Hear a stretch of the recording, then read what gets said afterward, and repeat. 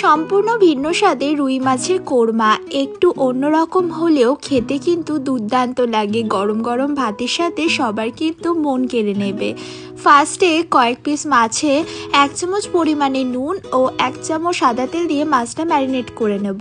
একটা মিক্সিং জারে একটা মশলা করব। একটা বড় সাইজের পেঁয়াজ, 5-6টা কাঁচা লঙ্কা, পরিমাণ মতো রসুন, আদা, 5-6টা নারকেলের কুচি, কাজু আর 4 মগজ দিয়ে ভালো করে মিহি পেস্ট করে নেব। কড়াইতে সাদা তেল গরম করে মাছগুলো একে একে তার মধ্যে দিয়ে ভালো করে লাল লাল করে ভেজে নেব।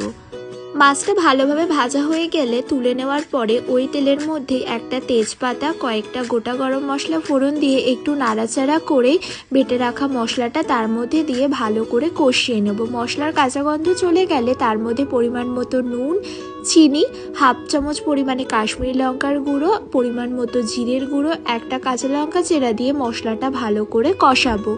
মশলাটার মধ্যে 100 গ্রাম পরিমাণে ফ্যাটানো টক দই দিয়েছি। ভালো করে ঢাকা দিয়ে কষিয়ে নেব যাতে পুরোপুরি তেল ছেড়ে যায়।